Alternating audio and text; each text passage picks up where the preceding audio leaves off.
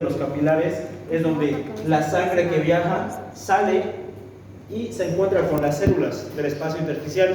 A esas células le da todo su oxígeno, toda su glucosa, sus nutrientes, y todos los desechos de esta célula vuelven a ingresar a través de las vénulas y vuelven a la circulación. Ya un esquema muy general. Sin embargo, de todo el líquido, de toda la sangre que se filtra o que sale a este espacio, no toda la sangre vuelve a la vénula. Ya, es decir, hay líquido o plasma que se acumula acá. Entonces, el cuerpo regula estas acumulaciones, no permite que aquí se acumule mucho. Entonces, cuando aquí hay un exceso de plasma que no logró volver a la vénula, lo tiene que drenar de algún modo, y ahí es donde inicia la circulación linfática. Todo el líquido intersticial filtrado que no regresa a una vénula se va transportado hacia el sistema linfático, ¿ya? Entonces, alguna vez les preguntan de dónde se origina el sistema linfático. Se origina a nivel del espacio intersticial de cualquier lugar, ¿ya? A este espacio intersticial que es entre el capilar y la célula, para que el líquido no se acumule y se autorregule, todo el líquido excedente se va a través de un vaso linfático. Va a disculpar mi voz, estoy un poco enfermo, ¿ya? Entonces, todo el excedente de líquido plasmático en el intersticio se va a través de un vaso linfático. Los vasos linfáticos convergen en vasos linfáticos más grandes, y todos esos vasos linfáticos convergen en un grande conducto. ¿Alguien sabe cómo se llama? Esa es la anatomía. En la cisterna de Beckett o conducto torácico, ¿ya? Hay un conducto torácico y todo ese conjunto de vasos linfáticos convergen a nivel de los ángulos yugulosubclavios, ¿ya? De las venas. O sea, para ingresar por la vena cava superior, esta es la vena cava superior al corazón, a la aurícula derecha, tiene que unirse de los troncos brachiocefálicos, ¿no? Y esos troncos brachiocefálicos estaban formados por las venas yugulares y por las venas subclavias, ¿sí o no? A este nivel de la vena yugular y de la vena subclavia se le conoce como ángulo yugulosubclavio. A ese nivel desembocan el conducto torácico, es decir, toda la linfa que recoge el cuerpo desde la punta del pie, de los órganos abdominales, de la cabeza, de todas las regiones corporales, las tiene que drenar de nuevo a la circulación, ¿ya? Y lo drena a este nivel, a nivel del ángulo yugulosubclavio. ¿Sí? Entonces la linfa, este líquido excedente, que realmente la linfa sería un plasma filtrado, ¿no? A nivel del capilar sale el plasma y no puede regresar, eso va al sistema linfático. Entonces la linfa básicamente sería eso. Entonces todo ese líquido tiene que regresar a la circulación. Sí, ¿cómo lo hace? A través de todo el conducto torácico que desembocan en esos ángulos yugulosubclavios. No se olviden igual, los vasos linfáticos son vasos que transportan linfa, pero tienen, por así decirlos, como puntos de control, ¿ya? O como los peajes, cuando uno está en carretera, un peaje de control. Esos peajes no son nada más que ganglios linfáticos, ¿ya? Entonces los vasos linfáticos, antes de mandar la linfa a la circulación sanguínea a través de las venas, tienen un montón de puntos de control, es decir, ganglios linfáticos. Es por eso que el sistema linfático transporta la linfa y se involucra dentro de la respuesta inmunitaria. A nivel de los ganglios linfáticos están acumulados las células inmunitarias esperando a ver si hay algún patógeno para iniciar respuesta inmunitaria, ¿ya? Entonces, en aspecto muy general, el sistema linfático se encarga de esas dos funciones: transporte de linfa y correlacionar las respuestas inmunitarias, ¿ya? Entonces, las generalidades: el sistema inmunitario se encarga de defender al cuerpo frente a los patógenos y también de transportar la linfa, que regula los compartimentos hídricos, es decir, regula la cantidad de líquido que se filtra y que se vuelve a reabsorber a la circulación, ¿ya? Entonces, fíjense este esquema de acá. Fíjense que los vasos linfáticos todos van a converger a nivel del ángulo yugulosubclavio, que retorna a la circulación sanguínea, ¿ya? Ahora, cuando hablemos de sistema linfático, tenemos que dividir, ¿no?, tanto la porción que cumple su función inmunitaria como la porción que cumple su función transportadora de linfa.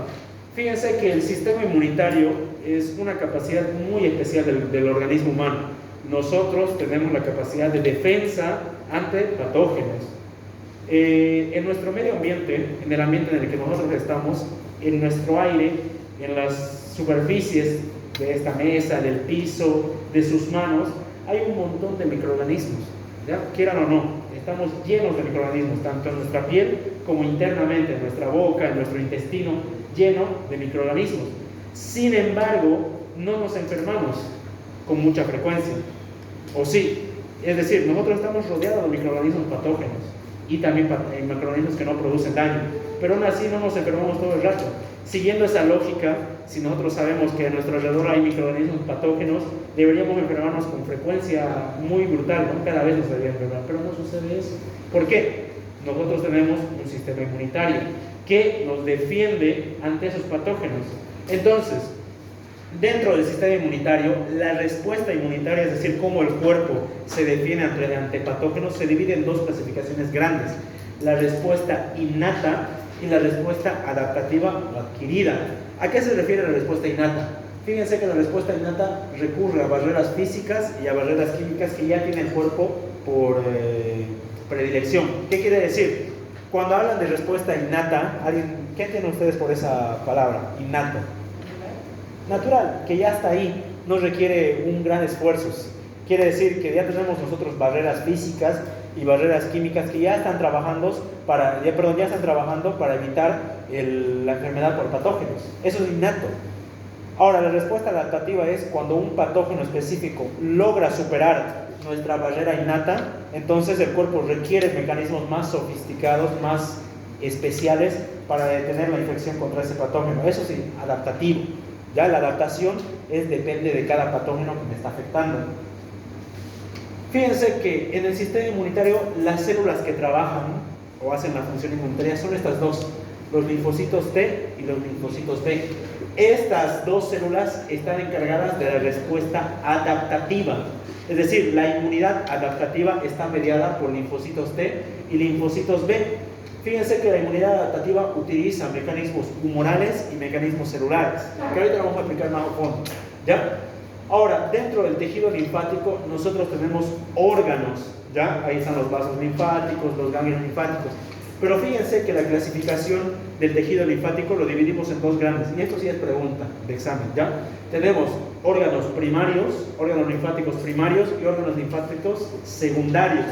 Fíjense que los primarios tenemos el timo y la médula ósea, y en los secundarios tenemos el vaso, los ganglios linfáticos, el apéndice, los nódulos linfáticos, la MALT, la PALT, la GALT, ya. Pero fíjense que ¿por qué se denomina a unos primarios y por qué se denomina a otros secundarios? Y tiene una respuesta interesante, y eso es lo que es pregunta de examen, ¿ya?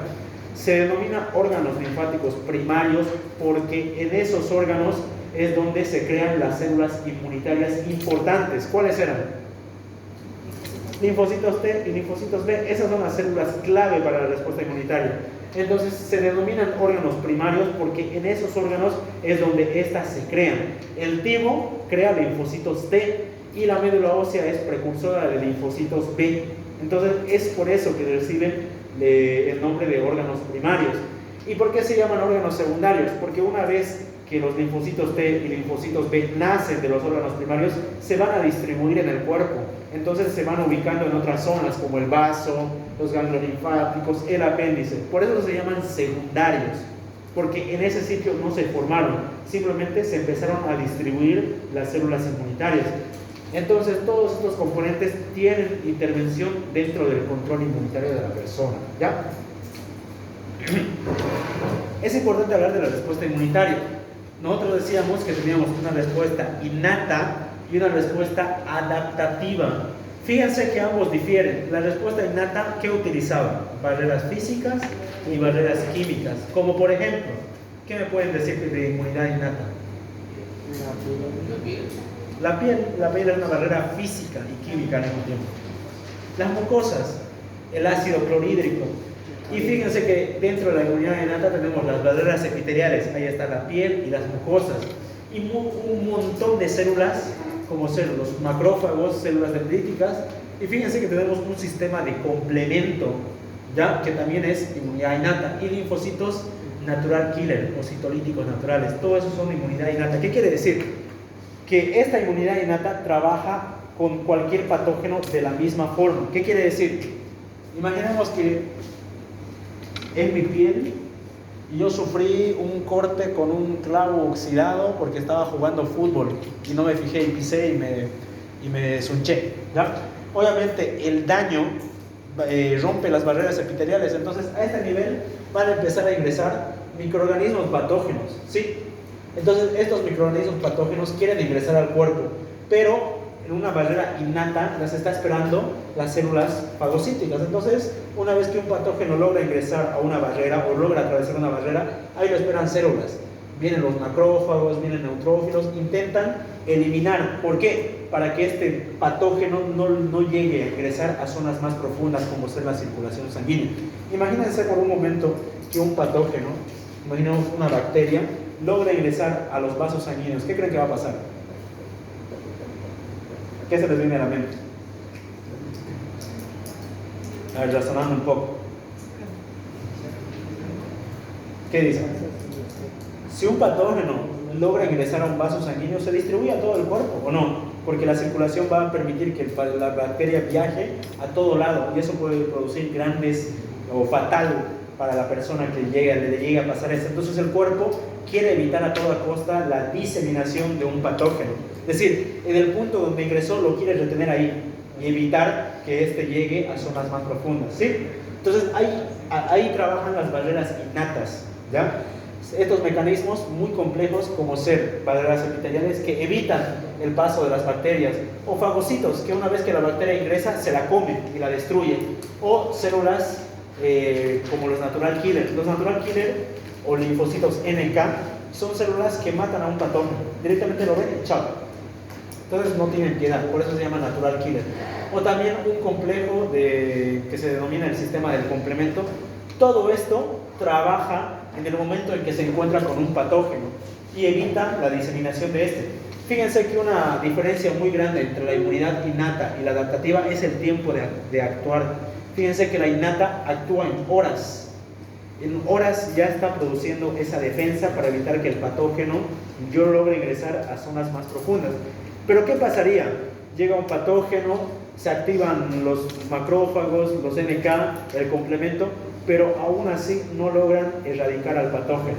Entonces, el cuerpo, al detectar ese fallo de las barreras innatas, es decir, la inmunidad innata no logró matar al patógeno, tiene que activar mecanismos más sofisticados, más complejos, para intentar evitar la diseminación del patógeno. Entonces, la inmunidad adaptativa ingresa o empieza a actuar cuando la barrera innata falla. La barrera innata falló, no logró erradicar al patógeno, entonces empieza a actuar la inmunidad adaptativa.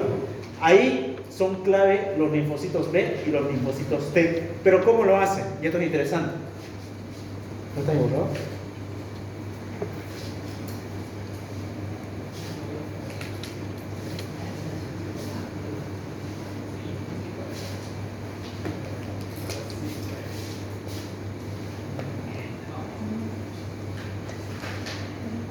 Para que ocurra una respuesta adaptativa, los linfocitos B y los linfocitos T tienen que reconocer al patógeno, ¿ya? Y esto es un proceso muy interesante.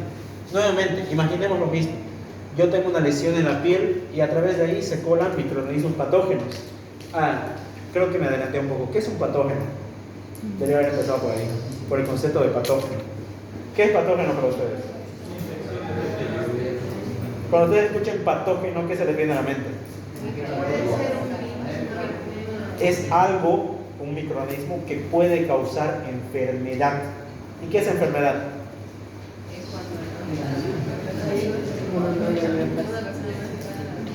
Conceptos básicos, debería empezar por ahí ya. ¿Qué es enfermedad? ¿Cómo ustedes entienden la enfermedad? Alteración de la homeostasis, alteración del equilibrio del cuerpo, eso es enfermedad, ¿ya?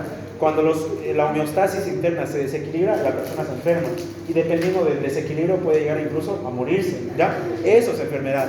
Entonces, un patógeno es un microorganismo que puede causar enfermedad, eso es patógeno, ¿ya? Entonces, nuevamente imaginemos lo siguiente, un patógeno logra colarse en las barreras epiteliales, entonces la respuesta innata actúa, pero ¿qué pasa si la respuesta innata falla? Es decir, no es suficiente para eliminar al patógeno. ahí empiezan a activar la respuesta adaptativa. ¿Cómo lo hacen? Nosotros tenemos en nuestro cuerpo unas células que en conjunto se denominan células presentadoras de antígeno. Su abreviación es CPA, ¿ya? Estas células presentadoras de antígeno hacen lo siguiente: agarran al patógeno y lo fagocitan, se lo comen. Pero esta fagocitosis la utilizan para llevársela a los linfocitos T y los linfocitos B. ¿Qué quiere decir?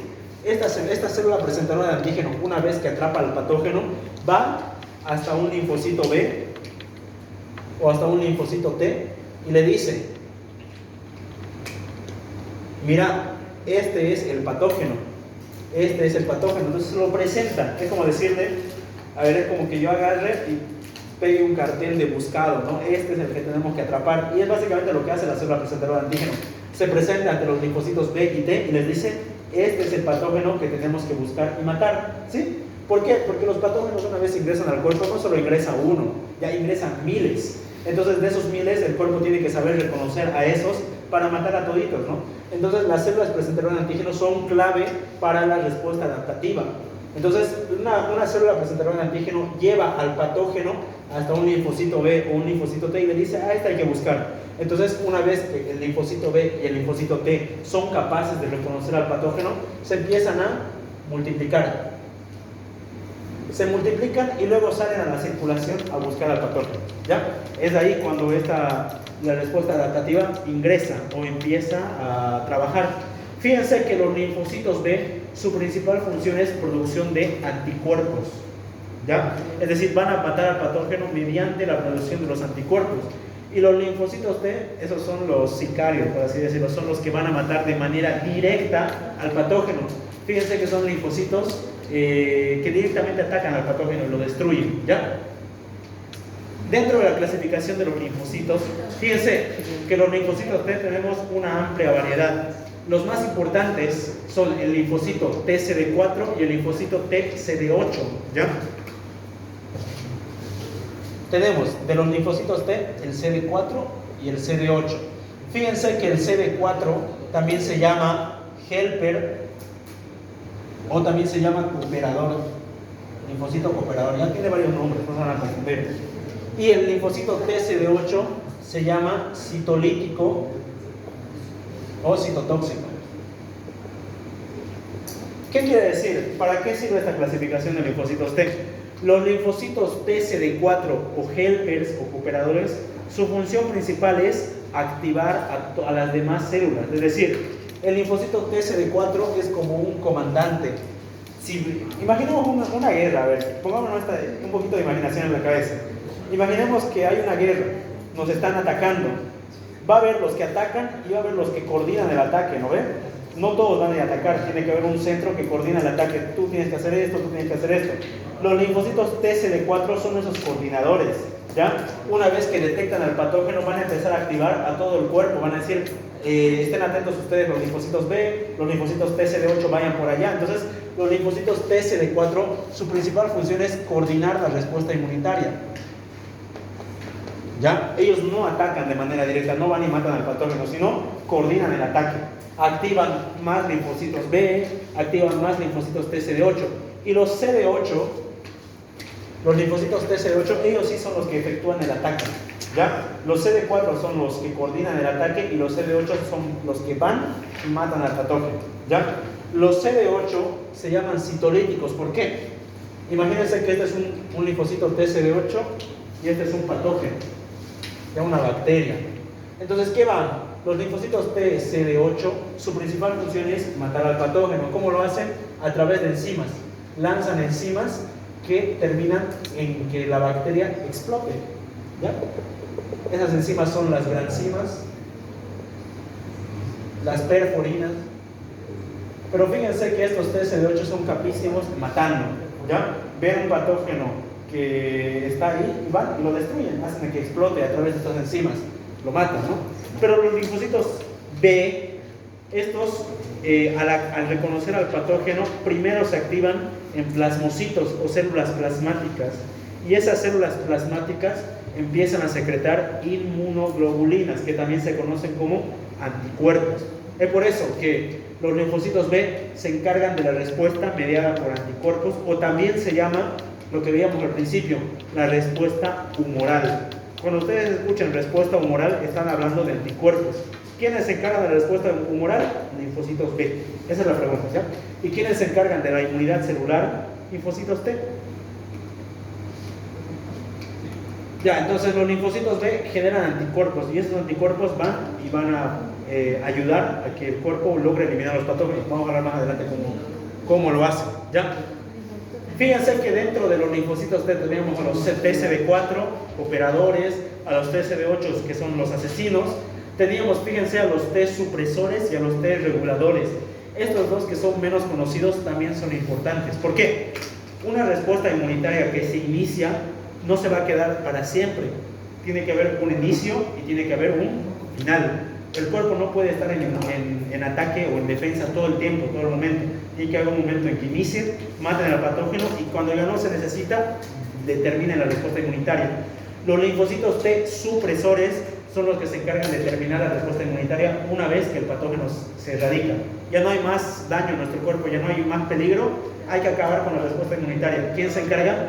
Linfocitos T supresores, ¿ya? Y los linfocitos T reguladores tienen una función muy especial que la vamos a hablar más adelante. Ahora fíjense que dentro de una clasificación aparte tenemos a los linfocitos NK, los natural killer. Ya, estos NK son parte de la respuesta innata, no son parte de la respuesta adaptativa. Ellos trabajan, apenas ven al patógeno, lo matan. Ya, son respuesta innata. Fíjense que los linfocitos T están encargados de la inmunidad celular, la que se encarga de operar o coordinar el ataque y también mandar células que destruyan. ¿Ya? Fíjense acá en este gráfico, los linfocitos colaboradores o helpers activan a otros macrófagos, producen inflamación, producen la proliferación de más linfocitos T y más linfocitos B. Fíjense que los TCD4 simplemente coordinan y aumentan el ataque, no atacan de manera directa. Pero fíjense que los reguladores, los TCD8, producen la muerte de la célula infectada o la muerte del patógeno propio. Y los reguladores suprimen la respuesta inmunitaria, los supresores. Ahora, los linfocitos B, su principal función es la secreción de inmunoglobulinas o anticuerpos. ¿Qué función tienen los anticuerpos? Fíjense que un anticuerpo se encarga de neutralizar, activar la fagocitosis y activar el complemento, ¿ya? Es decir, la respuesta innata la amplifica. ¿Cómo? Imaginemos que yo tengo una bacteria. Un linfocito B empieza a secretar anticuerpos. Estos anticuerpos, su principal función es unirse al patógeno, son específicos para el patógeno. Y fíjense que los anticuerpos van a totalmente tapar al patógeno, entonces van a evitar o limitar su movimiento. ¿Por qué? Porque si muchos anticuerpos se pegan al patógeno, el patógeno no se va a poder mover libremente, ¿no ve o no? ¿Sí? Eso es una función, por eso se llama neutralizar al patógeno, evitan que se siga moviendo, porque se unen los anticuerpos a él. Activan fagocitosis. Estos anticuerpos, aparte de neutralizar al patógeno, también son como antenas, por así decirlos. Estos anticuerpos van a llamar a los macrófagos. ¿Y los macrófagos cuál era su función? Fagocitosis. Entonces, los anticuerpos llaman a los macrófagos y hacen que fagociten. Entonces se destruyen más patógenos. También se encargan de la activación del complemento. El sistema del complemento es más complejo, no lo voy a tocar ahorita, ¿ya? Pero se encarga de aumentar la respuesta inmunitaria innata. Fíjense que anticuerpos tenemos de 5 tipos. La inmunoglobulina A, la D, la E, la G, la M, con diferentes características, ¿ya? Ahora, los linfocitos NK o natural killer, fíjense que se encargan de inducir apoptosis a células transformadas. Hay una cosa muy interesante de los linfocitos NK. Ellos no necesitan reconocer a ningún patógeno. Ellos trabajan sin necesidad de reconocer al patógeno. Ven algo extraño, lo matan, ¿ya? No requieren coordinación. Pero hay algo interesante de los linfocitos NK. ¿Sí? ¿Alguien habló por allá? Hay algo interesante de los NK. Los linfocitos NK también se encargan de destruir células cancerígenas. Ya es algo muy interesante. en nuestro cuerpo, suena feo, ¿no? Pero constantemente está habiendo mutación de células y esas células pueden llegar a culminar en un cáncer. Ya por eso que es común que la principal causa de muerte en nuestro diario vivir es cáncer, ¿ya? Cáncer de cualquier tipo. Entonces en nuestro cuerpo hay constantemente células cancerígenas, pero estas células cancerígenas no se establecen en un cáncer definitivo gracias a que nosotros tenemos mecanismos de defensa, ¿como quién? Los natural killers. Los natural killers ven una célula cancerígena y dicen, no, esta no es nuestra célula, esta célula no está bien. Entonces van y hacen que esta célula haga apoptosis. ¿Qué era apoptosis? Muerte celular programada, es decir, la matan básicamente. Los natural killers, entonces, aparte de matar a patógenos, también destruyen células cancerígenas. Y es interesante, ¿no? Evitan la producción o el establecimiento de un cáncer. Es por eso, ¿ya?, que las personas mayores son las que tienen más riesgo de cáncer. ¿Por qué? ¿Alguna vez han puesto a pensar por qué? La inmunidad, los natural killers, linfocitos B, linfocitos T, son potentes cuando uno es joven, pero cuando uno envejece van decayendo. La inmunidad va decayendo, por eso una persona mayor se enferma más. Aparte, fíjense que una persona mayor va a tener menos natural killers, menos NK, entonces menos células que puedan matar a las células cancerígenas. Entonces por eso que las personas mayores con más facilidad establecen un cáncer, ¿sí? Por deficiencia del sistema inmunitario, por la misma edad, ¿ya? Y aquí hay un concepto interesante, el complejo mayor de histocompatibilidad. ¿Lo han escuchado? ¿Sí? No. Ya, mucha atención acá.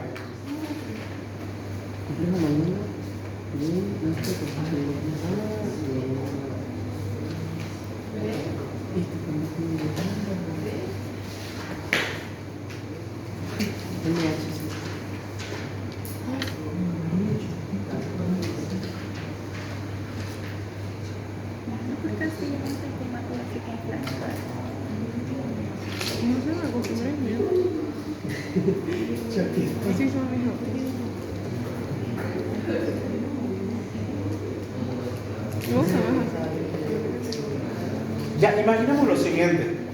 Nuestro sistema inmunitario es muy especial para defendernos contra patógenos.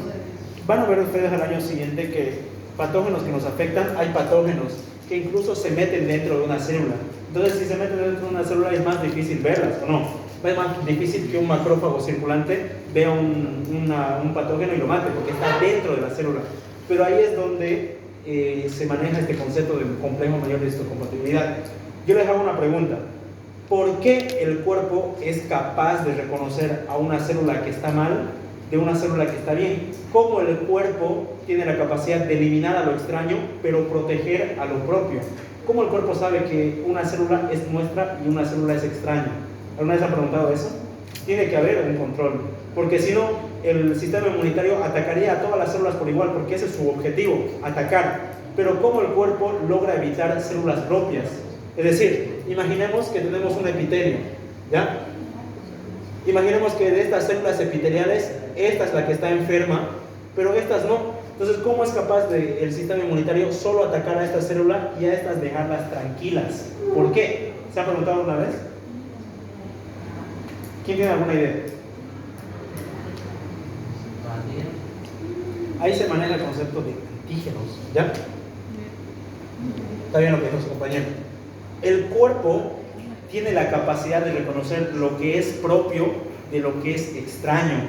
A lo extraño nosotros le conocemos como antígenos, ¿ya? Antígenos de bacterias, de virus, de parásitos, de lo que ustedes imaginen, son antígenos, son extraños a lo propio.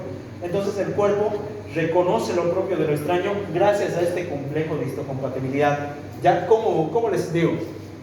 En nuestras células nosotros tenemos proteínas.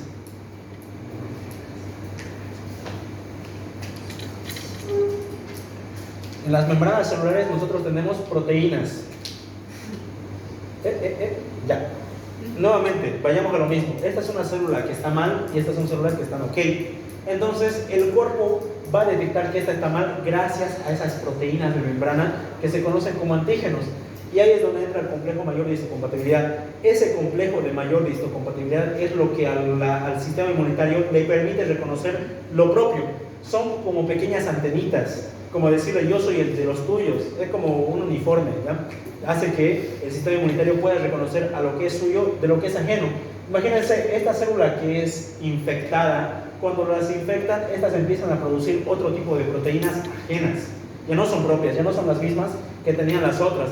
Entonces el sistema inmunitario va verificando, dice, no, esta es de las mías, porque tiene su complejo de histocompatibilidad correcto. Esta también, ah no, esta es la que tiene un complejo diferente, esta es la extraña, a esta hay que matar, pero a estas hay que respetar, porque son propias. El sistema inmunitario se guía gracias al sistema, al complejo mayor de histocompatibilidad. Ya son pequeñas proteínas de la membrana que permiten al sistema inmunitario reconocer células propias de células extrañas, ¿ya? Y en el complejo mayor de histocompatibilidad tenemos de dos tipos, el complejo tipo 1 y el complejo tipo 2. Y ahí hay una pregunta de examen muy preguntada. Hay células que solo pueden reconocer al complejo tipo 1 y hay células que solo pueden reconocer al complejo tipo 2. Y ahí es donde sale la pregunta. ¿Qué células solo reconocen el complejo tipo 1? El complejo tipo 1 se encuentra en todo el cuerpo. Ya en todas las células hay complejo tipo 1. Todas las células del cuerpo. Fíjense que los linfocitos B, los linfocitos NK y los linfocitos TCD8 son los que pueden reconocer complejo tipo 1. Es decir, buscan células que tengan un complejo tipo 1 anómalo, diferente, al que no sea el nuestro. Y a ese van a atacar. ¿Ya? ¿Se perdió? Acá están, linfocitos B, linfocitos NK y los TCD8. Esos son los encargados de reconocer el complejo de mayor tipo 1. Ahora, si les preguntaran dónde está el complejo mayor de histocompatibilidad tipo 1, en todo el cuerpo. Todas las células del cuerpo tienen complejo tipo 1, excepto 2, pero la van a buscar en su libro, no me acuerdo ya. Por favor, pero está ahí en el rol bien bonito. No todas las células tienen, la mayoría tienen 1, excepto 2 grupitos. Ahora, el complejo mayor de histocompatibilidad tipo 2 solo está en las células presentadoras de antígenos. ¿Ya? Quiere decir que en el cuerpo no hay un complejo mayor de histocompatibilidad en todo lado, solo en estas células, linfocitos TCD4 y todas las presentadoras de antígenos. ¿Qué eran las células presentadoras de antígenos? ¿Se acuerdan? Era una célula que agarra un patógeno, va y lo presenta ante un linfocito T y un linfocito B para que estos se activen. Entonces, solo estos dos tipos de células, los TCD4 y las células presentadoras de antígenos, poseen este complejo tipo 2. ¿Ya? El complejo de mayor histocompatibilidad les sirve para eso, para reconocer lo propio de lo extraño. Y es interesante, la teoría nos dice que cada uno de nosotros tiene un único complejo mayor de histocompatibilidad. Mi complejo de mí no se parece en nada a ninguno de ustedes, y de ustedes no se parece en nada en ninguno de ustedes, inclusive de sus familias. Los únicos que tienen complejo mayor de histocompatibilidad casi igual son los gemelos monocigóticos, ¿ya? Los que nacen de un mismo óvulo se generan dos. Los únicos que tienen un complejo igual, casi igual. El resto no. Ustedes conmigo tenemos complejos totalmente diferentes. Y esto es más interesante. ¿Por qué? Porque, ¿qué pasa si yo le quiero donar un riñón a su compañero? Tranquilamente me pueden sacar mi riñón, se lo ponen a ella vive feliz. Sí, no. ¿Por qué? Porque mi riñón es un extraño para su cuerpo de ella. Su sistema inmunitario, al detectar mi riñón, ¿por qué? Porque mi riñón tiene un complejo de histocompatibilidad diferente al de ella. Entonces, si yo le doy mi riñón a ella, el sistema inmunitario va a decir, este complejo mayor es diferente, no es el mío. ¿Qué hace? Lo va a atacar. ¿Ya? Y es el principal mecanismo por el cual los trasplantes de órganos fallan, porque hay incompatibilidad de complejos de histocompatibilidad. Si no somos compatibles, yo no le puedo dar mis órganos, porque su sistema inmunitario los va a destruir y va a ser como nada, no le va a servir de nada, porque ese riñón va a fallar de nuevo, porque lo están atacando. Y aquí es más interesante, entonces, ¿por qué hay personas que sí pueden donar un riñón a otra persona? La teoría nos dice que un complejo de histocompatibilidad nunca va a haber un 100% de igualdad. Ya nunca vamos a ser iguales en 100%. Se busca a la persona que tenga el mayor porcentaje de compatibilidad. Ya nunca va a ser un 100%, puede ser un 90%, un 92%. A esa se busca y esa es la que va a poder donar su riñón a otra persona. Pero lamentablemente esos órganos con el paso de los años van a fallar nuevamente. ¿Por qué? Porque al ser diferentes el sistema inmunitario va a atacar de nuevo. Es por eso que las personas que reciben trasplante de órganos, de cualquier órgano que se imaginen, viven toda su vida con fármacos que deprimen la respuesta inmunitaria. Ya viven con medicamentos que hacen que el sistema inmunitario trabaje menos. Entonces, si el sistema inmunitario trabaja menos, ese órgano nuevito no lo van a atacar, pero a su vez, como daño colateral, se van a enfermar mucho. ¿Por qué? Porque tiene un sistema inmunitario más tranquilito, menos eficiente, ¿sí? Algo interesante, ¿no? Pero fíjense que el sistema el complejo mayor de histocompatibilidad trabaja en estos aspectos, en el reconocimiento de las células propias de lo extraño, ¿ya? Fíjense, acá vemos un esquema general de la activación de linfocitos. Fíjense que los linfocitos sufren activación dependiente del antígeno en órganos linfáticos secundarios. Es una pregunta de examen, por eso lo puse resaltado. Y esto es de Ross. Entonces, un linfocito o una célula presentadora de antígeno, fíjense que lleva al antígeno y lo presenta contra un linfocito. ¿Ya? Fíjense en este gráfico de acá. El antígeno extraño, una bacteria, una proteína viral, se la fagocita. Al fagocitarse, se generan pequeños fragmentitos. Y esos pequeños fragmentitos lo exponen en su membrana, como decir, este es el patógeno, a este hay que atacar. Entonces se lo van y se lo presentan a un linfocito, ya sea un TCD4, un linfocito B, y este lo reconoce, dice, ah, ya, este es, y empieza a dividirse, a multiplicarse. Ya fíjense, este gráfico lo pueden ver, es más complejo, pero resume todo lo que les he explicado. Ahora, ¿cuáles son las células presentadoras de antígenos? Les decía que es un grupo, no solo es una. Las células presentadoras de antígenos son los macrófagos, las células de Cooper. ¿Alguien sabe cuáles son las células de Cooper? Del hígado. Son macrófagos hepáticos. Las células de Langerhans. ¿Alguien sabe dónde están? En la piel. Las células dendríticas, que están distribuidas en amplios lugares, y los linfocitos B. Todos estos, y hay los epitelios reticulocitos tipo 2 y tipo 3. Todo este grupo grande son células presentadoras de antígenos, es decir, buscan un extraño y se lo presentan a los linfocitos T y B para que ellos generen una respuesta inmunitaria, ¿ya? Si ustedes se ponen a cranear un poquito a correlacionar con lo que ya hemos visto, fíjense que todas estas células pertenecen al grupo de sistema fagocítico mononuclear, ¿sí o no? Fíjense que todas estas ya las hemos visto, ya hemos por lo menos hablado de ellas. Todas esas pertenecen al sistema fagocítico mononuclear. Entonces, por lógica, podríamos decir que todos los macrófagos son células presentadoras de antígenos. Todos los macrófagos. Macrófagos alveolares, macrófagos hepáticos, macrófagos de la piel, macrófagos del tejido conectivo. Todos son células presentadoras de antígenos, ¿ya? Ahora, los epitelios reticulocitos tipo 2, tipo 3, lo vamos a hablar más adelante, ahorita, pero estas solo se encuentran en el timo, ¿ya?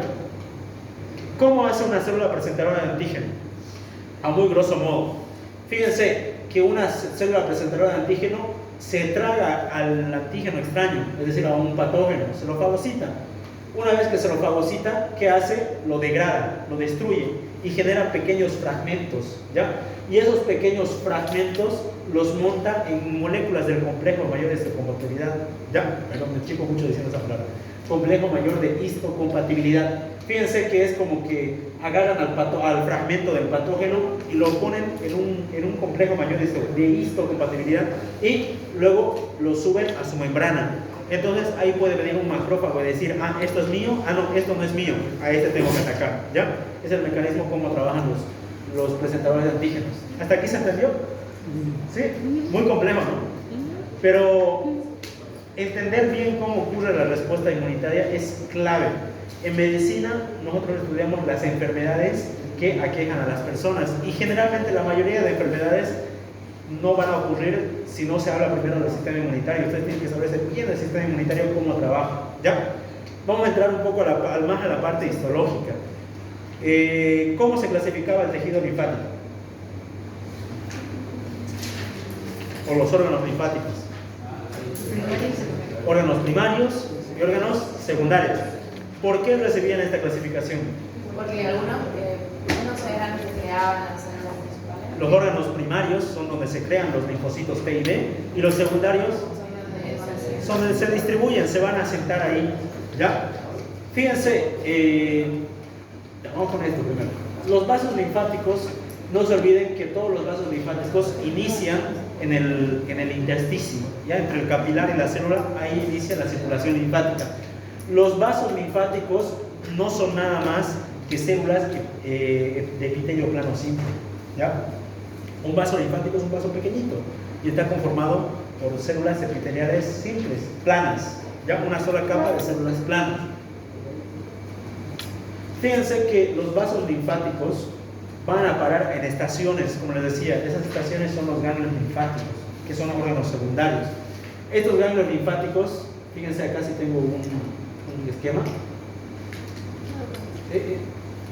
Ya. Fíjense, estos ganglios linfáticos van a tener una estructuración histológica interesante.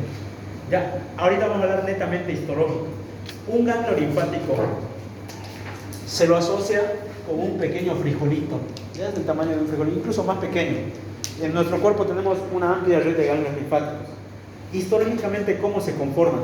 Los ganglios linfáticos se caracterizan por tener una corteza, se los voy a dibujar, este ganglio linfático más grande. El ganglio linfático se caracteriza por tener una corteza y una médula, que es lo del centro.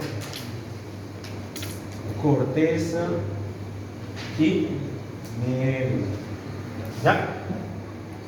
El ganglio linfático recibe un vaso aferente, un vaso linfático aferente, y todo lo saca por un vaso linfático eferente, ¿ya? Entonces, la linfa que ingresa por acá circula por senos capsulares, subcapsulares, llega a la médula, sigue circulando y se va por el vaso linfático aferente y nuevamente ingresará a otro ganglio linfático, depende, ¿no? Pero histológicamente el ganglio linfático se caracteriza por tener corteza y médula. La corteza se caracteriza por presentar nódulos linfáticos, ¿ya?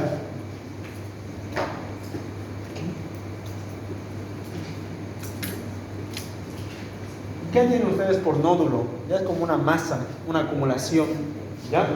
Estos nódulos linfáticos, fíjense que los nódulos linfáticos se caracterizan por tener un centro germinativo y una zona de manto o corona. ¿Qué quiere decir? Un nódulo linfático es así, ¿ya? Puede tener una zona opaca o puede que no, sea solo una zona oscura. La zona opaca se la conoce como centro germinativo y la zona externa se la conoce como zona de manto o corona, ya cualquiera de los dos. ¿Qué es un nódulo linfático en realidad? No es nada más que una masa de linfocitos B. Ya, un nódulo linfático es una masa, un nódulo lleno de linfocitos B. Los que predominan son los B. Puede haber T, sí, en menor cantidad, pero los que predominan en un nódulo linfático siempre son linfocitos B, ¿ya? Entonces fíjense que un ganglio linfático tiene un montón de nódulos linfáticos en la corteza y todos estos nódulos linfáticos que tienen linfocitos B, ¿ya? Ahora aquí hay una pregunta interesante. Los nódulos linfáticos pueden tener centro germinativo como pueden no tener centro germinativo. ¿De qué depende esto? Y en la placa histológica se observa bien. Fíjense que hay nódulos, a ver, por ejemplo, de este de acá, por ejemplo. Fíjense que este es un nódulo con una zona, o lo pueden apagar la luz para que se vea mejor, por favor.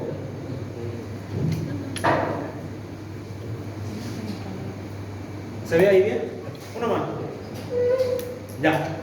Fíjense, estas masas son los nódulos linfáticos. Fíjense que estos nódulos linfáticos pueden tener zonas blanquecinas en el centro. ¿Se nota, no? Está acá. Pero puede haber otros nódulos como este de acá, aunque este sí se nota igual, pero no tanto. A ver, otro ejemplo. Como este de acá. Este también es un nódulo linfático, pero fíjense que no se nota la zona opaca. ¿Por qué? A los nódulos que no tienen esa zona opaca, ese centro germinativo, se les conoce como nódulos linfáticos primarios. Cuando no tienen centro germinativo, se les conoce como nódulos linfáticos primarios. Y a los que tienen centro germinativo, a los que sí se les nota la zona opaca, se les conoce como nódulos linfáticos secundarios. ¿Sí? ¿Estamos ahí? Y esto es pregunta, ya de examen. Los nódulos linfáticos primarios no presentan centro germinativo y los nódulos linfáticos secundarios sí presentan. ¿Qué es el centro germinativo? Cuando un nódulo tiene centro germinativo, quiere decir que en ese nódulo linfático está iniciándose una respuesta inmunitaria adaptativa. Quiere decir que el antígeno se encontró con los linfocitos B y los linfocitos B se están empezando a multiplicar. Es eso. Entonces, este nódulo de acá quiere decir que ha reconocido un patógeno y se está multiplicando para atacarlo. Pero, en cambio, este de acá todavía nada, no ha visto ningún patógeno, está tranquilito. Entonces, los nódulos linfáticos primarios que no tienen centro generativo son nódulos que todavía no están activos, todavía no han reconocido un patógeno. Pero los nódulos linfáticos secundarios con presencia de centro germinativo sí han reconocido un patógeno y sí están desencadenando una respuesta inmunitaria. ¿Ya? Histológicamente se ve así. Los secundarios tienen zona opaca o centro germinativo y los primarios no. Les digo esto, se los estoy especificando 2 o 3 veces porque tal vez les entre diferenciar entre un nódulo linfático primario o secundario en una placa histológica, ¿ya? O en el examen práctico, ¿ya? De placas, para que no se les olvide. Un nódulo linfático primario no hay centro germinativo y un nódulo linfático secundario sí hay. Hago un ejercicio. Este nódulo de acá, ¿primario o secundario? Secundario. Este nódulo de acá, ¿primario o secundario? Secundario. Este nódulo de acá, primario o secundario. Primario. Fíjense la gran diferencia. Este no tiene zona opaca y toditos los demás tienen. ¿Sí? Así nos va a preguntar en el examen. Tal vez sí, tal vez no, ¿ya? Pero lo que quiero que ustedes se ubiquen es que en un tejido linfático, los nódulos linfáticos, los secundarios se ven con opacidades. Por ejemplo, este de acá, primario o secundario. Este de acá, primario o secundario. Secundario. Este de acá, primario o secundario. Este de acá, primario o secundario. Primario. Estos de acá, secundarios. Hago más ejemplos. Este de acá, primario o secundario. Secundario. Más ejemplos, a ver. Este de acá, primario o secundario. Secundario. Este de acá, primario. A ver si tengo más ejemplos. Este de acá, eso no es un nódulo linfático. No se van a confundir. ¿Así no hace trampa? No. Ya, pero fíjense, un nódulo linfático tiene presencia de linfocitos B. Los que se encuentran en la corona, es decir, los que están oscuritos, fíjense que son linfocitos B vírgenes. Ya suena chistoso, ¿no? Pero ¿qué quiere decir? Que nunca han reconocido un patógeno, todavía no saben qué es trabajar. A usted le puso el nombre. No, así está en el libro. Lo pueden leer en el pero se llaman vírgenes porque no han reconocido un patógeno, ¿ya? No bien han trabajado. Y a los del centro germinativo son linfocitos B que ya han reconocido un antígeno, ya van a trabajar. Ahora fíjense, el tejido linfático, fíjense que nosotros tenemos lo que se conoce como tejido linfático difuso. Nosotros tenemos órganos grandes, voluminosos, que son considerados tejido linfático, como el vaso, el timo, la médula ósea. Pero en otros órganos que no tienen nada que ver, también hay tejido linfático. A eso se conoce como tejido linfático difuso. Por ejemplo, el pulmón no es tejido linfático específicamente, es tejido respiratorio, ¿no? Tejido que se encarga de la respiración. Pero ese tejido pulmonar tiene pequeñas cantidades de tejido linfático. A ese tejido linfático que se encuentra en pequeñas cantidades en órganos que nada que ver, se les conoce como tejido linfático difuso. Ya, es decir, se encuentra pequeña cantidad en un órgano nada que ver, como ser la piel, como ser el pulmón, como ser el intestino. El intestino no tiene nada que ver con la inmunidad, pero sin embargo tiene tejido linfático difuso. ¿Ya? Fíjense que el tejido linfático difuso se lo asocia con estas abreviaciones: MALT, BALT, GALT, y hay más, fíjense, hay IFL, SALT, LIALT.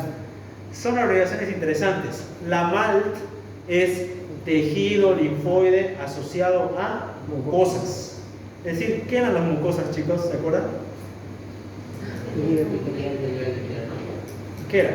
Tejido epitelial que recubre cavidades internas. ¿Ya? Es decir, ese tejido epitelial igual tiene tejido linfático difuso. A ese tejido linfático difuso de la mucosa se le conoce como MALT. La BALT es tejido linfático asociado a bronquios. Es decir, en los bronquios respiratorios también hay tejido linfático difuso.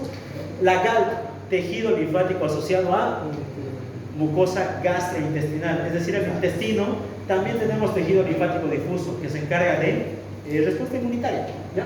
Ahora, en algunos casos, fíjense que en el tejido gastrointestinal tenemos componentes un poquito más grandes que se encargan netamente de la respuesta inmunitaria. Las amígdalas. ¿Dónde se encuentran las amígdalas?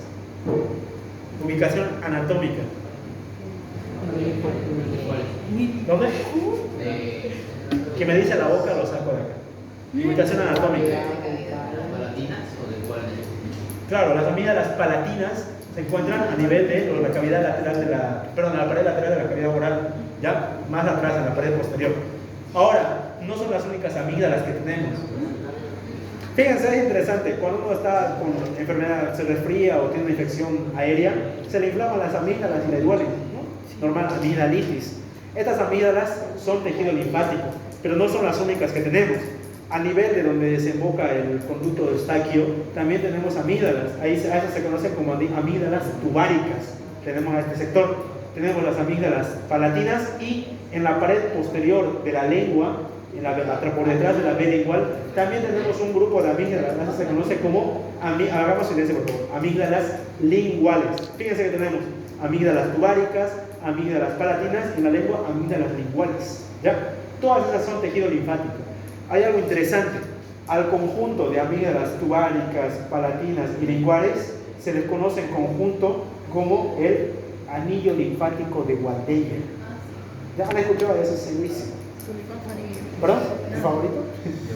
A ese conjunto de amígdalas que son tejido linfático se le conoce como anillo linfático de Waldeyer. ¿Ya? Las placas de Peyer también son tejido linfático. Las placas de Peyer, y esto pregunta de examen, si no les entra, perdón, pero a mí una vez me preguntaron, se encuentran en el borde antimesentérico de la submucosa del ilion.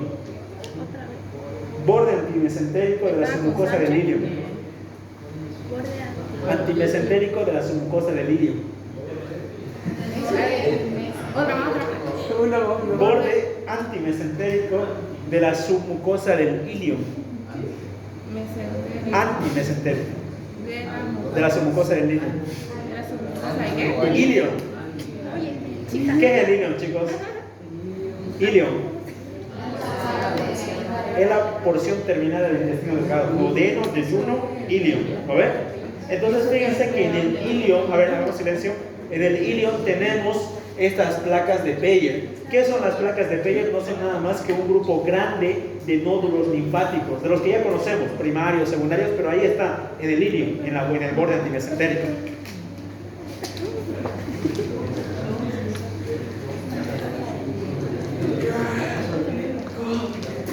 A ver, un cachito en silencio. Imaginemos que esta es una porción del ilion. ¿A qué se refiere con borde antimesentérico? El intestino delgado anatómicamente está sujetado por una membrana serosa que es el peritoneo. El peritoneo, entre sus múltiples proyecciones, da una que se conoce como mesenterio. El mesenterio agarra todas las asas intestinales delgadas. Entonces hay una zona del tubo intestinal delgado donde se conecta el mesenterio, pero hay una zona que no está agarrada al mesenterio. A esta zona se la conoce como antimesentérico. ¿Por qué? Porque está del lado opuesto del mesenterio. Entonces, en este sector es donde van a estar las placas de Peyer, que son nódulos linfáticos. ¿Se entiende ahora sí? ¿Sí, no? Ya.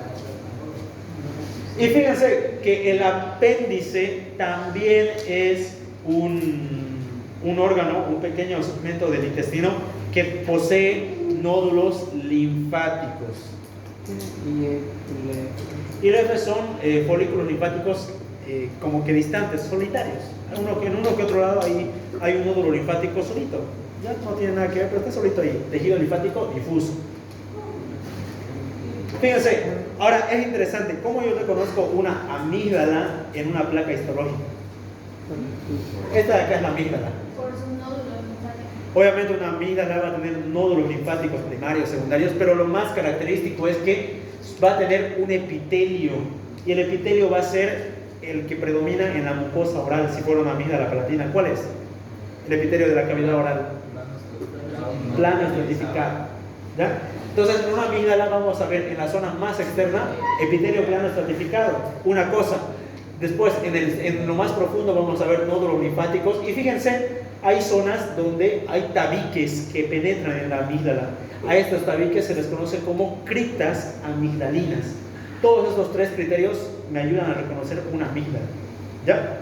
Tiene que tener criptas amigdalinas, tiene que tener su epitelio y sus nódulos linfáticos.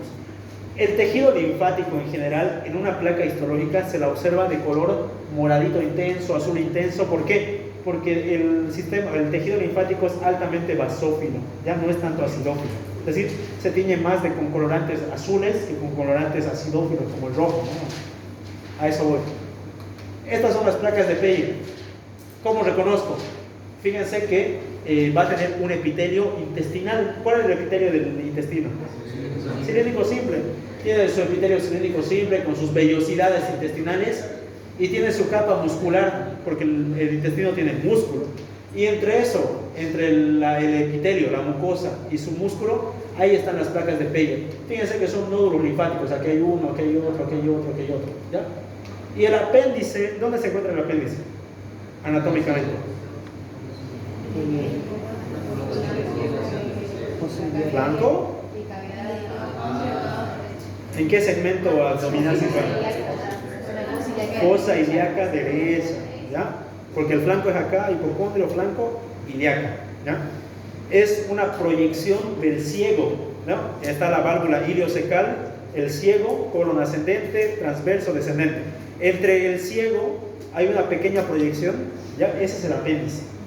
El apéndice, que se conoce como un órgano que no hace nada, digamos, a veces, o incluso a veces perjudica y lo cortan y lo quitan. Fíjense que en el apéndice nosotros encontramos un nódulo linfático, entonces tiene cierta función en la respuesta inmunitaria. ¿Ya? ¿Por qué? Por la presencia de sus nódulos linfáticos. Ahora, lo que les decía, un ganglio linfático, que es otro órgano secundario, se caracteriza por tener una corteza y una médula. En la corteza nosotros encontramos los nódulos linfáticos, por eso la corteza se la llama corteza nodular, ¿ya? Porque en la corteza encontramos los nódulos linfáticos. Ahora, entre la corteza y la médula, esta es la médula y esta es la corteza. Fíjense que la corteza se ve más teñido intenso y la médula más opaco. Entre la corteza y la médula hay un pequeño segmento que se la conoce como corteza profunda. ¿Por qué? Porque esta sería la corteza superficial y esto está más adentro, ¿sí? En la corteza profunda también recibe otro nombrecito, se llama corteza profunda o corteza dependiente de timo. ¿Por qué? Si yo digo que estos son nódulos linfáticos, ¿qué tipo de célula tienen los nódulos linfáticos abundantemente? Linfocitos B. Y los linfocitos T también son necesarios. En la corteza profunda es donde se encuentran en abundancia linfocitos T, ¿sí? Es decir, en la corteza nodular están los nódulos con muchos linfocitos B, pero en la corteza profunda se encuentran en abundancia los linfocitos T. Y la médula, ya no hay mucho más que reconocer. El timo es un órgano linfático primario. ¿Por qué? Porque en este timo es donde se generan los linfocitos T. El timo es un órgano que está en pleno desarrollo cuando uno es infante, niño, pero a medida que va creciendo este órgano se va involucionando, ¿ya? Es decir, cuando uno es niño o recién nacido, el timo es una glándula grande que se encuentra en la parte retroesternal, pero a medida que uno va creciendo, el timo va decreciendo en tamaño y al final se atrofia y se convierte en tejido adiposo, ¿ya?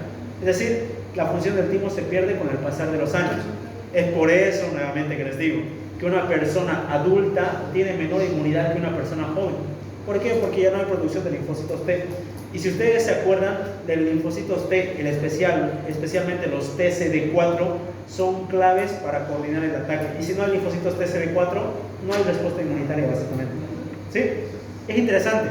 Si no hay los TCD4, no hay respuesta inmunitaria. Y el VIH, le voy a meter otra cosa, el VIH-Sida, que es una enfermedad de transmisión sexual, las personas con VIH, las personas con SIDA, si ustedes se dan cuenta, estas fallecen con enfermedades múltiples, ¿no? Y enfermedades graves, se enferman de lo que sea. ¿Por qué? Porque el virus del VIH-Sida principalmente mata a linfocitos TCD4. Y si no hay linfocitos TCD4, no hay respuesta inmunitaria, porque son los que coordinan todo. Si no hay coordinador, todo el sistema inmunitario es un despelote, no saben qué hacer y no hacen nada, básicamente. Es por eso que los TCD4 son clave, ¿ya? Pero el timo, ¿cómo yo reconozco? El timo se caracteriza también por tener corteza y por tener médula. La corteza siempre se va a ver de un teñido más intenso y la médula de un teñido más claro. No van a confundir, en el timo no existen nódulos linfáticos, ¿ya? Ahorita les pregunté si era un nódulo primario o secundario, ninguno, porque no tiene. ¿Cómo yo reconozco timo? El timo va a presentar su corteza, va a presentar su médula y va a presentar una cápsula de tejido conectivo. Ya no va a presentar epitelio. Y esta es la diferencia con la amígdala. La amígdala sí presenta epitelio. En cambio, el timo no. El timo presenta tejido conectivo denso, ya irregular. Ese tejido conectivo denso irregular, fíjense que se mete entre los lobulillos tímicos, en trabéculas. ¿Ya? Fíjense que el timo tiene pequeñas como que invasiones que son de el tejido conectivo que se denominan trabéculas. ¿Cómo se reconoce un timo? Por la presencia de cápsula, de corteza médula y de trabéculas de tejido conectivo. Facilísimo, ¿ya? Ahora hay algo interesante. En el timo hay dos tipos de células: los linfocitos T y los epitelioreticulocitos, ¿ya? Los epitelioreticulocitos tenemos de 6 tipos. Epitelioreticulocito tipo 1, tipo 2, tipo 3, tipo 4, tipo 5, tipo 6, ¿ya? Brutal, ¿no? Pero fíjense que la disposición de los epitelioreticulocitos va de lo más superficial a lo más profundo. Es decir, en la superficie se encuentran los tipo 1, un poquito más adentro los tipo 2, más profundo los tipo 3, más profundo el 4, el 5, el 6. Fíjense que del 1 al 2 se encuentran netamente en corteza. Del 3 hasta el 6 se encuentran en la médula. ¿Ya? Si me llegaran a preguntar eso. ¿Cuál es la función de un epitelioreticulocito? ¿Alguien sabe?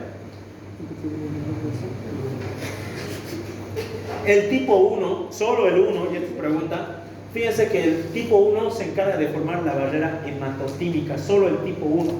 El tipo 2 y el tipo 3 son educadores de linfocitos. ¿Se acuerdan que estos trabajaban con complejo tipo 1 y tipo 2? ¿Sí o no? ¿Ya? Y fíjense, los linfocitos, los epitelioreticulocitos tipo 6 ya se encuentran netamente en lo más profundo de la médula. Y fíjense, y esto es una característica histológica. Hasta el momento, para reconocer el timo, les dije, tiene que tener corteza, médula, cápsula y trabéculas. Pero si nosotros hacemos un acercamiento a la médula del timo, vamos a ver estas estructuras. La teoría nos dice como si fueran una cebolla, la cortamos y vemos múltiples capas enrolladas, ¿ya? A estos cuerpos se les conoce como corpúsculos de Hassall y solo se encuentran en el timo. Si yo observo un corpúsculo de Hassall, me está diciendo que lo que yo estoy observando es un timo, ¿ya? Entonces fíjense que con esas 5 cosas es fácil reconocer una placa de timo. Los epitelioreticulocitos tipo 6 forman los corpúsculos de Hassall, ya que son masas aisladas en la médula tímica. Eso es lo mismo que el doctor llama células reticuloepiteliales, ¿no? Son células reticuloepiteliales o epitelioreticulocitos, es lo mismo invertido. Solo están al revés los nombres. ¿Sí que dijo del 2 y el 3? El 2 y el 3 son los que se encargan de la educación tímica, que ahorita vamos a hablar, ¿ya? Ahora, la barrera hematotímica. Hemos visto barrera placentaria, hematotesticular, hematoencefálica. Hay una barrera más que les vamos a agregar a su lista, la barrera hematotímica, ¿ya? Quiere decir que entre la circulación sanguínea y el timo directo no hay contacto directo, ¿ya? Es una barrera que evita el contacto directo de la circulación con el timo. Yo les pregunto, ¿para qué me sirve? ¿Ahí está la respuesta? ¿Para qué me sirve? ¿Para qué creen que me sirve separar la circulación sanguínea de la circulación, del timo de manera directa? La barrera hematotímica hace eso, separa la circulación sanguínea de las células del timo. ¿Para qué? ¿Para que no se crucen? Sí. No, más o menos. Ya. Antes de que pasemos a la función de la barrera hematotímica, tenemos que saber sus componentes. No se olviden que en toda barrera hemática siempre va a estar endotelio y membrana basal. Les dije eso, ¿no? Siempre tiene que estar en una barrera hematoplacentaria, testicular, lo que ustedes imaginen, siempre es el endotelio y la membrana basal. Siempre tiene que estar ahí. Y en el caso del timo, el tercer componente es el epitelio reticulocito tipo 1. Es decir,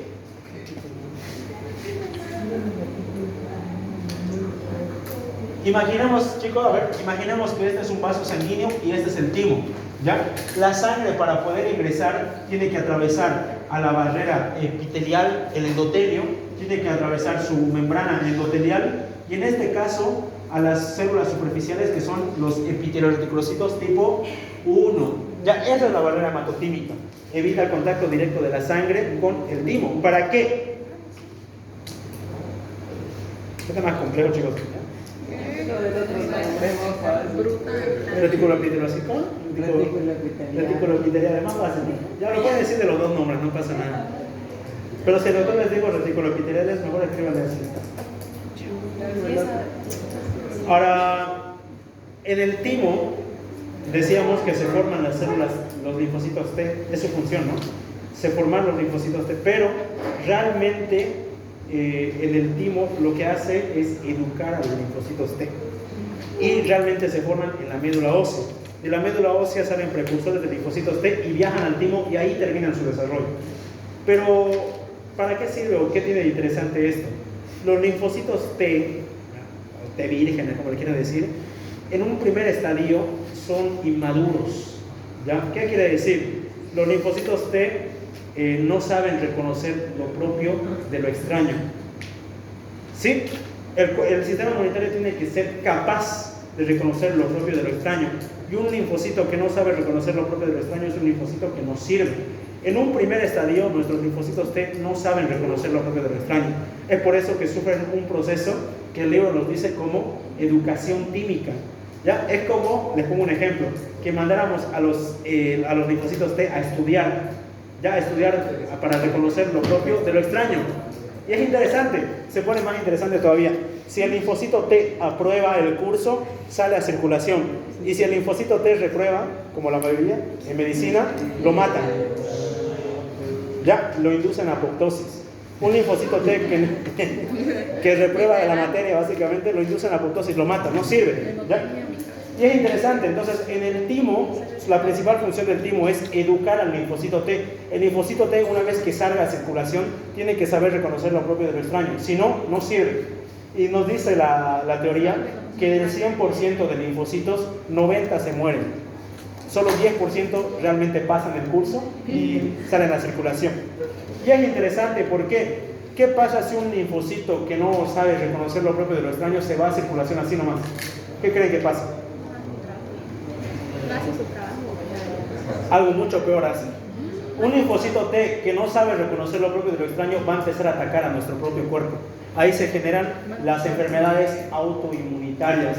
Las enfermedades autoinmunitarias se dan por linfocitos que no saben reconocer lo propio de lo extraño y atacan a todos por igual, sea propio o sea extraño, lo atacan. Múltiples enfermedades y gravísimas enfermedades se producen por mecanismos autoinmunitarios. Entonces es importante que los linfocitos no salgan del timo. Es por eso que está la barrera hematotímica. Evita que los linfocitos se escapen hasta que recién aprueben el curso, ¿ya? Por así decirlo, y recién pueden salir a la circulación. Antes no. Las diapositivas la pueden estudiar más a profundo cuando estén en su casa, pero fíjense, un linfocito T que no produce su trabajo, chao, lo eliminan. Pero ¿qué pasa si un linfocito T se escapa? ¿Puede llegar a producir grandes estragos? Sí. Para eso están los linfocitos T reguladores. ¿Se acuerdan de ellos? Les decía que tienen una función importante. Los linfocitos T reguladores van a buscar linfocitos T reactivos, es decir, que no hagan su función bien, y los van a inactivar o los van a eliminar. Entonces esos linfocitos ya no hacen nada. Ahora, cuando hay muchos de estos linfocitos que no saben reconocer lo propio de lo extraño, desencadenan enfermedades autoinmunitarias. ¿Ya? Recapitulando, ¿cómo se reconocía timo? Tiene cápsula, tiene corteza, médula, tiene trabéculas de tejido conectivo, tiene corpúsculos de Hazard. ¿Para qué sirve el timo? Para educar. Si ustedes le ponen educación tímica, me sirve porque el libro lo dice así, ¿ya? No les digo, educar al linfocito suena un poco tal vez vulgar, ¿no?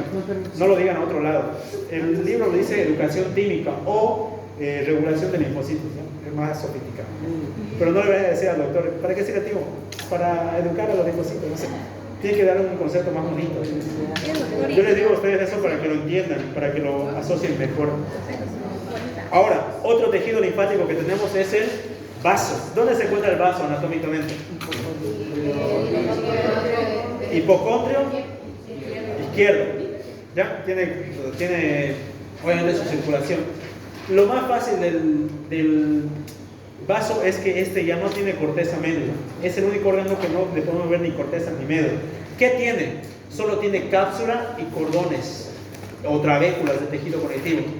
Es decir, el tejido esplénico o vaso tiene su cápsula de tejido conectivo y esa cápsula produce trabéculas de tejido conectivo. En el vaso nosotros detectamos dos divisiones histológicas, una pulpa blanca y una pulpa roja. La pulpa roja, y fíjense que en un vaso se nota bonito, la pulpa roja se ve de color rojo. ¿Por qué? Porque en la pulpa roja hay grande concentración de glóbulos rojos. Y la pulpa blanca se ve de este color, aunque no se ve blanca, ¿no? Literalmente, es porque ahí se acumulan nódulos linfáticos. ¿Y qué eran los nódulos linfáticos? Linfocitos B y linfocitos T también, en menor cantidad. En el caso del vaso, a los nódulos linfáticos ya no se les llama así, se les llama nódulos esplénicos. Ya no es un nódulo linfático, sino un nódulo esplénico, pero siguen siendo esos nódulos linfáticos. Fíjense que los nódulos esplénicos están rodeando a las arterias del vaso. ¿Para qué? Para que si hay algún patógeno dentro de esa arteria, lo matan, regeneran una respuesta inmunitaria. Ahora, si yo le preguntara a ustedes cuáles son las funciones del vaso, ¿qué me responderían? ¿Qué hace el vaso?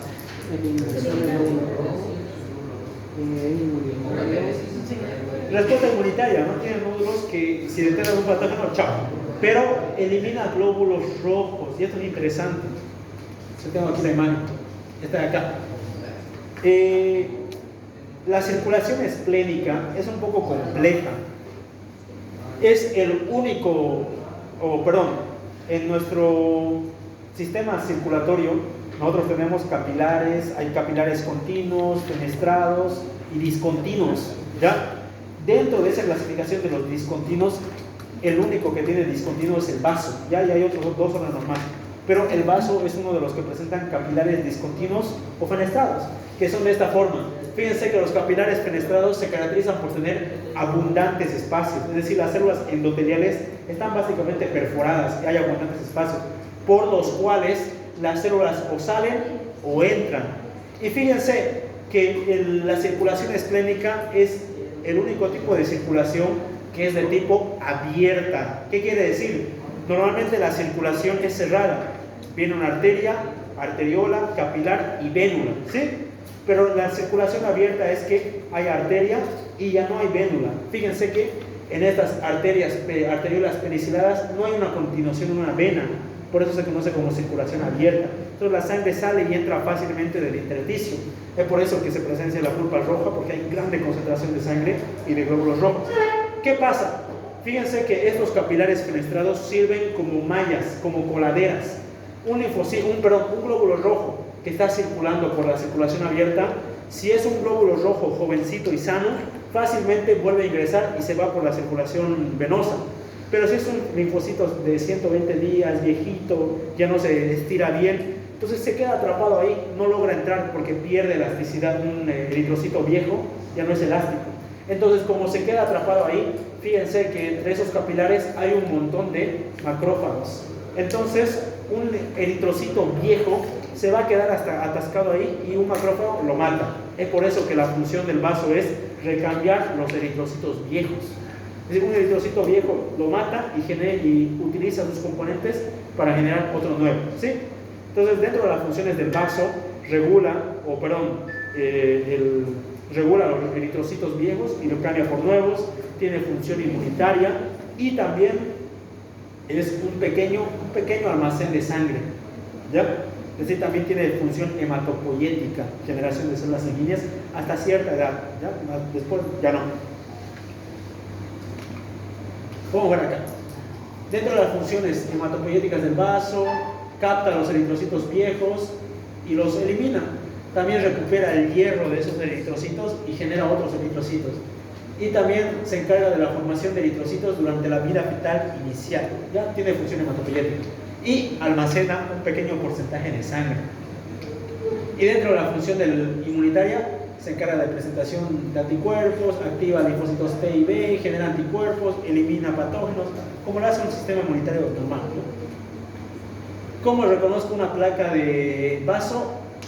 Hay presencia muy difusa de nódulos esplénicos. Fíjense que nódulos están por todos lados, por aquí y por allá. Se nota. Fíjense que los nódulos esplénicos se parecen a un nódulo linfático. Fíjense que tiene una zona de manto y un centro más opaco. Y el resto del tejido se ve rojo, ¿ya? Porque es pulpa roja. No tiene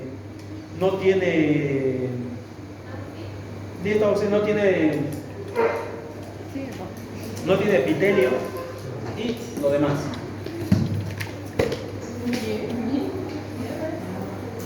Vaso. Ya, estas imágenes de acá son del vaso. Fíjense que la pulpa blanca se ve de este color morado intenso y la pulpa roja se ve rojita y rosadita por acá. ¿Ya? Esta tablita es muy bonita, está en su ROS, se la pueden estudiar de ahí. ¿Ya? Vámonos. ¿O no? Espérense. ¿Me enseñan las luces primero? Las placas, vamos a ver. Sí, tengo placas. ¿Qué? Sí,